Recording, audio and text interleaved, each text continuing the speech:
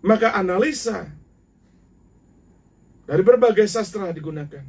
Ketika angin mengamuk, saat itu pelaksanaan Buana Kerti khusus untuk angin. Ketika api mengamuk, di situ lakukan ritual khusus untuk api. Ketika sinar terik, di situ melakukan ritual khusus untuk sinar. Ketika air bah membahayakan, di situ ritual untuk pengendali air. Dan ketika bumi bergoncang, maka di situ ritual untuk pengendalian bumi. Ritual menciptakan energi kendali atas alam ini. Begitu teknikal tata cara, tata pola, sistem yang dilakukan di Bali. Pun begitu pada Wana Kerti. Melakukan ritual-ritual untuk perpohonan, ritual-ritual untuk binatang. Kemudian Danu Kerti, karena hutan adalah sumber mata air, maka pada Danu Kerti melakukan ritual-ritual di sumber-sumber air, sumber-sumber mata air, dan sumber-sumber penampungan air tawar, seperti danau, sungai, parit, sawah. Bahkan titik-titik air yang diyakini oleh umat Hindu Bali, air-air yang keluar dari bumi, sumur-sumur dan sebagainya, melakukan ritual-ritual khusus agar pemurnian air itu terjadi. Itulah Danu Kerti.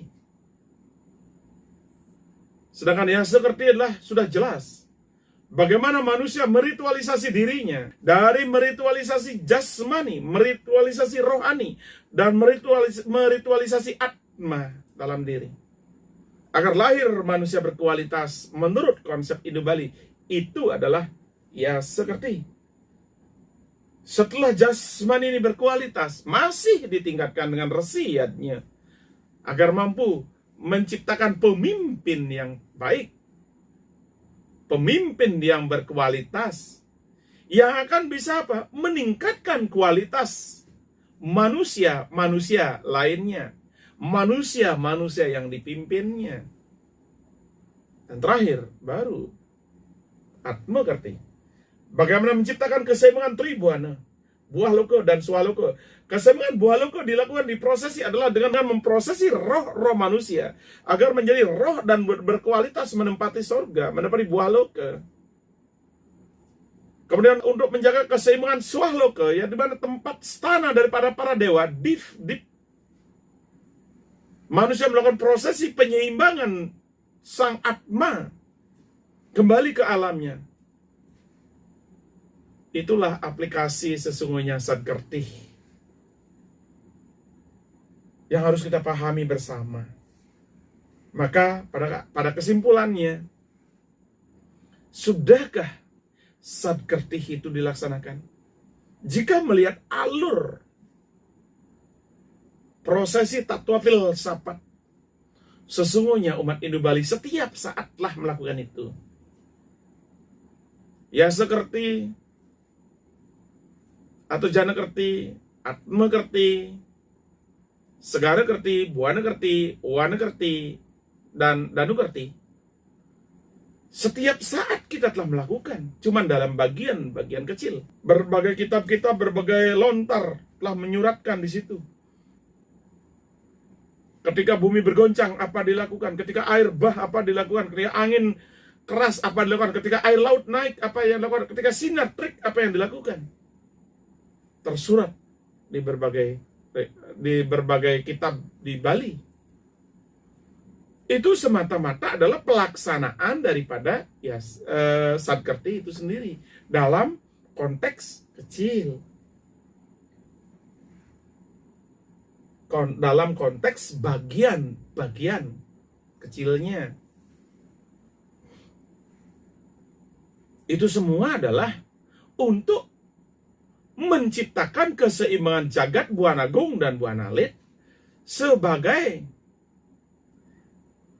ciptaan Tuhan atau ciptaan Brahman. Karena dunia ini tercipta, dikuasai dan diciptakan oleh Tuhan, dikendalikan oleh Tuhan, dan diritualisasi, dijaga oleh manusia. Ketika manusia salah menjaga alam ini, maka alam ini akan hancur oleh manusia. Bayangkan saja, sebuah benda yang diciptakan oleh manusia, yang disebut dengan bom, misalnya. Satu manusia bisa menghancurkan sekian luas daratan. Jika itu terjadi, pertanda bahwa Yase Kerti lepas. Tak teraplikasi. Inilah landasan Bali. Ketika Brahman, Atman, Aikyam, Brahman dan Atman adalah sama, maka Atman yang ada menyatu dalam tubuh manusia hendaklah menjaga seluruh yang diciptakan oleh Brahman. Itu aplikasi Weda yang sebenarnya. Ketika Ekam Satwiprah Wahuda Wadanti, Tuhan itu satu, tapi personifikasi Tuhan, sebutan nama Tuhan, itu yang berbeda. Maka di situ manusia sebagai Atman harus paham mensinergikan dan mengaplikasikan isi Weda itu agar sang Atma bersinergi dengan alam, agar Wadanti itu sebutan nama lain Tuhan dari Tuhan itu sendiri bisa bersinergi dengan manusia, tidak lupa diri, tidak melepaskan konseptual Weda. Dan itulah terjadi di Bali. Tatu Dasaksara dan Kanda 4 lah yang memaparkan itu semua. Jadi, ritual-ritual yang ada di Bali, konsep-konsep yang ada di Bali adalah aplikasi daripada Weda itu sendiri. Ini perlu kita pahami agar kita mengerti bahwa Bali bukanlah Bali sentris yang menciptakan konseptualnya sendiri.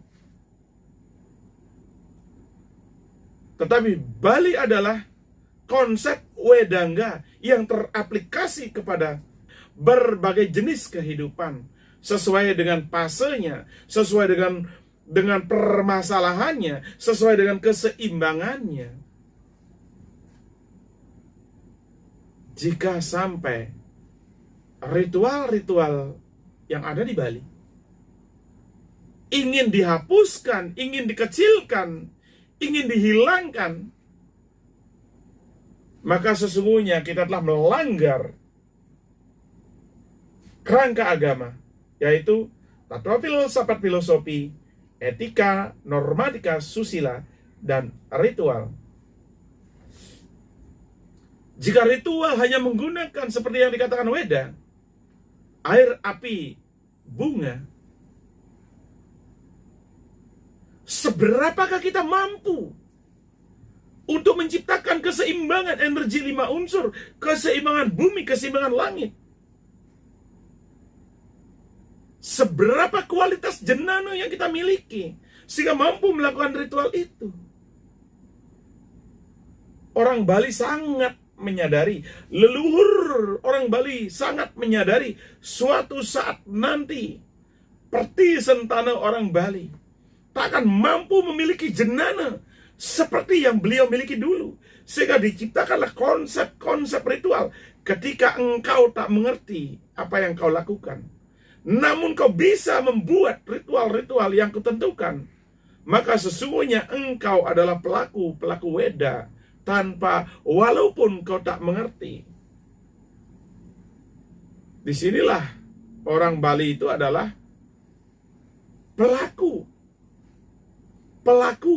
pelaksana dari Weda itu sendiri. Walaupun tak mengerti, tapi mereka bisa melakukan.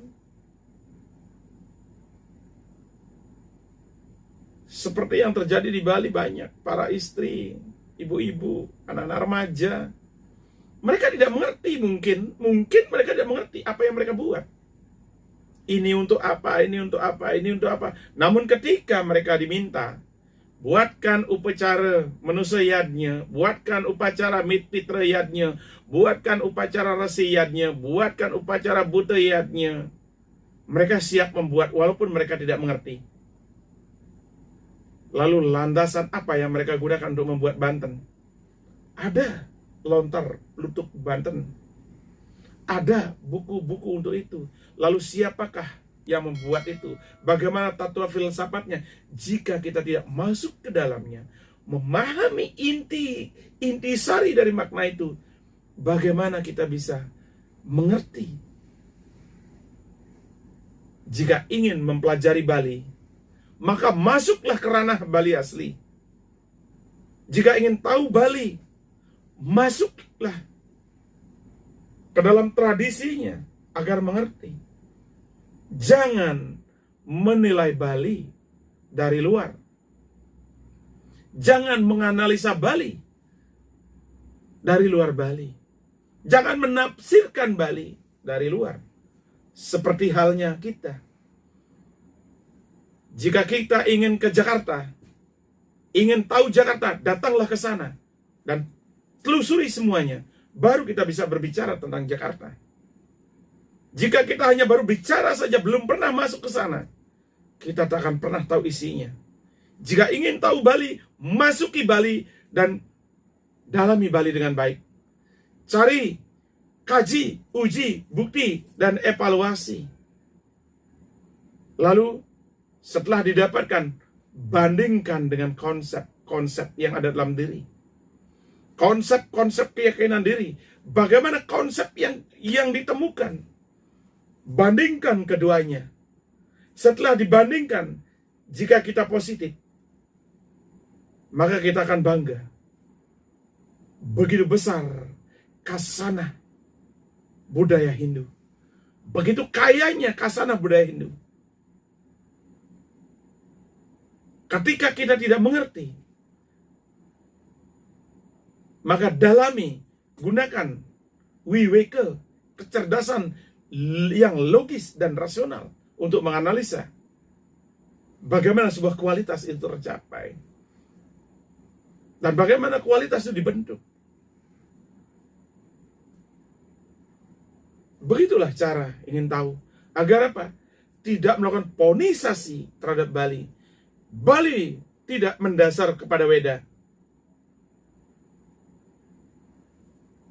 Mari kita belajar mendalami sedikit demi sedikit, satu demi satu.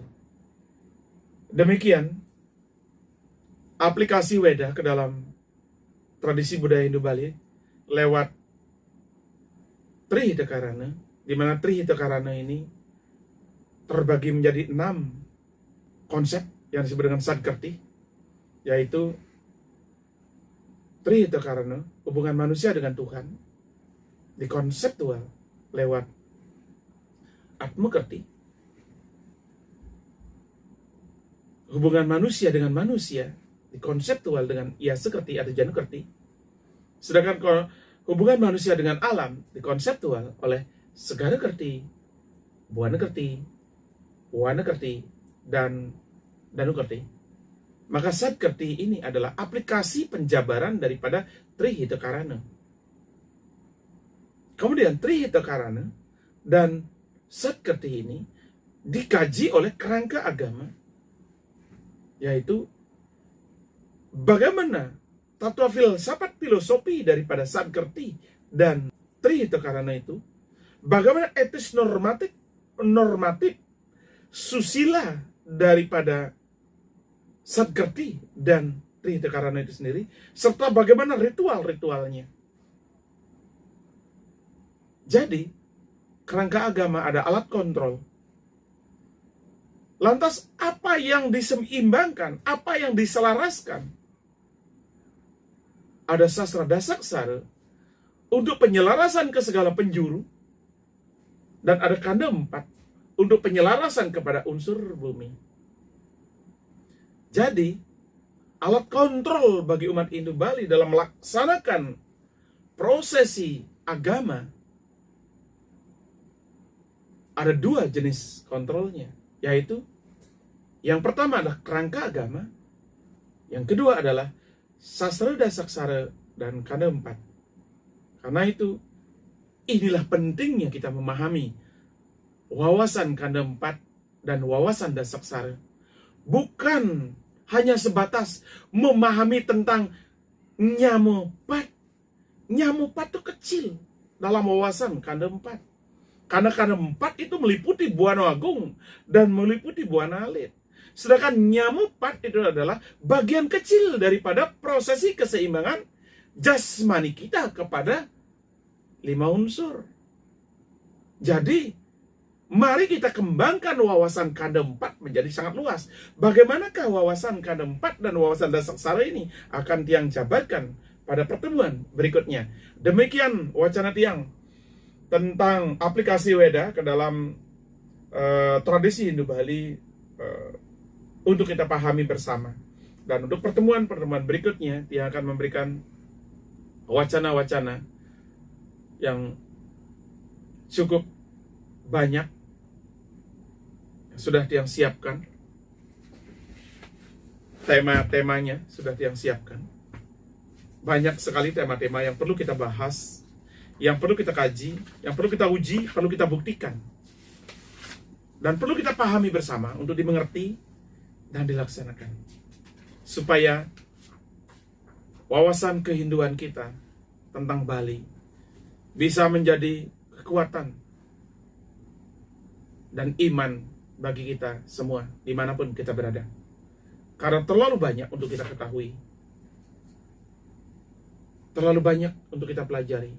Tak cukup sehari 2 hari, tak cukup sebulan 2 bulan, bahkan tak cukup setahun 2 tahun, bahkan sampai mati pun mungkin wawasan Bali kita tidak bisa kita kaji semuanya, tidak bisa kita bahas semuanya. Namun untuk kali ini Tiang ingin membawakan sedikit demi sedikit tentang konsep-konsep yang ada di Bali, pengetahuan-pengetahuan yang ada di Bali, karena begitu banyak dan begitu besar. Yang ke depan Tiang akan awali dari apa yang ada di sekitar kita, memahami Tuhan di sekitar kita, yang Tiang sebut dengan rumahku, rumah Tuhan. Bagaimanakah lahirnya rumahku, rumah Tuhan? Ini perlu kita pahami, agar di rumah kita, di rumah Tuhan, kita bisa mencapai rahayu, rahajeng, dan jagadita. Maka menciptakan ya sekerti pada diri adalah meningkatkan kualitas pada unsur manusianya. Untuk meningkatkan kualitas manusia adalah tergantung bagaimana kita mengkonektivitaskan jiwa dan raga kita kepada Atmakerti, kepada Tuhan, kepada Brahman. Lalu Brahman di rumah kita adalah berada di tempat-tempat suci di sekitar rumah kita, sehingga Tiang berani mengatakan, rumahku, rumah Tuhan. Maka di rumahku, orang Bali, ada tangan Tuhan. Ada Tuhan yang Maha Tunggal. Ada personifikasi ke Tuhan yang disebut dengan Ekam Sat Wiprah Wahude Wadanti. Bagaimanakah pengaplikasian dari Ekam Sat Wiprah Wahude Wadanti di sistem tata ruang rumah setiap orang Hindu Bali? Tiang akan bahas pada pertemuan berikutnya. Sampai ketemu. Om Santi, Santi, Santi. Om.